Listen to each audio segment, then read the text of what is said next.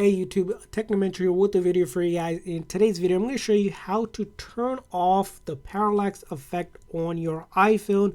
Now, it might be something if you scroll a lot, you may find that it's a lot of animation going on, or if the image are moving, you want to use this to turn those motions off. So in order to do that, first thing is you need to go into your setting of your iPhone.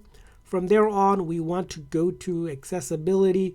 And if we go down to accessibility, we will see the option for vision and click on motion right under that, and then we want to turn on reduce motion, which will, as you can see here, reduce the motion of the user interface, including the parallax effect of the icon. So if I turn that on, now I will not have those scrolling effects that you might not like or your eyes can adjust to. As you can see here, that helps a lot. So go ahead and try that on to turn off the parallax effect on your iPhone. I hope this video was helpful. If so, please consider the like and subscribe button for more tips and tricks like this one for your iPhone and other iOS devices. See you guys next time.